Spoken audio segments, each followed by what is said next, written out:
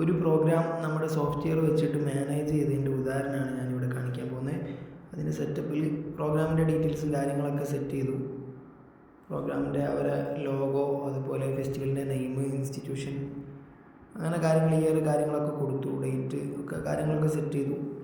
Judge ഒരു ജഡ്ജാണ് ഇവിടെ ഉള്ളത്. മാക്സിമം മാർക്ക് 10 ആണ് കൊടുത്തത്.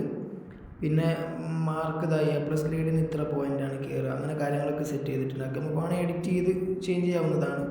ഇത് ഇൻഡിവിജ്വലായിട്ടാണ്, ഇത് ഗ്രൂപ്പായിട്ടാണ്. അതുപോലെ ഷെഡ്യൂളിംഗ് ഉണ്ട്. ഷെഡ്യൂളിംഗ് നമ്മൾ ഓണാക്കി എനേബിൾ ചെയ്ത് കഴിഞ്ഞാൽ നമുക്ക് ഓരോ ഐറ്റം ഇതിൽ ആഡ് ചെയ്യുന്ന സമയത്ത് ആ ഐറ്റം എപ്പോഴാണ് നമ്മൾ കണ്ടക്ട് ചെയ്യണമെന്ന് അതിൽ കൊടുത്തു കഴിഞ്ഞാൽ അത് ബേസ് ചെയ്തിട്ടുള്ള ഒരു PDF ഷെഡ്യൂൾ നമുക്ക് ഇതിൽ ജനറേറ്റ് ചെയ്യാൻ പറ്റും. പക്ഷേ കുറച്ച് കോംപ്ലിക്കേറ്റഡ് ആണ്, അതുകൊണ്ട് തൽക്കാലം ഞാൻ ഡിസേബിൾ ചെയ്യാണ്. പിന്നെ ഒരു വ്യക്തിക്ക് സ്റ്റേജ് മത്സരത്തിൽ എത്ര എണ്ണത്തിൽ പങ്കെടുക്കാൻ പറ്റും എന്നുള്ളതാണ് ഇതിവിടെ. അതുപോലെ ഓഫ് സ്റ്റേജിൽ എത്ര എണ്ണം പങ്കെടുക്കാൻ പറ്റും എന്നുള്ള കാര്യമാണ് ഇവിടെ കൊടുത്തേക്കുന്നത്.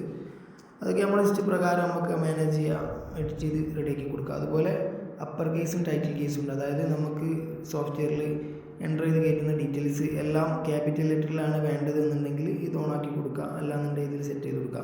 കുറച്ചുകൂടി വൃത്തി ഇതാണ് ക്യാപിറ്റൽ ലെറ്ററിൽ കാണുന്നതാണ്. അതുകൊണ്ട് ഞാനത് അങ്ങനെ ചെയ്തിട്ട് സേവ് സെറ്റിംഗ് കൊടുക്കുന്നു. അതുപോലെ ഇവിടെ ടീം ഗ്രീൻ, റെഡ്, ബ്ലൂ ഒക്കെ സെറ്റ് ചെയ്തിട്ടുണ്ട്. പിന്നെ section junior, sub junior, senior, ജനറലൊക്കെ കൊടുത്തിട്ടുണ്ട്.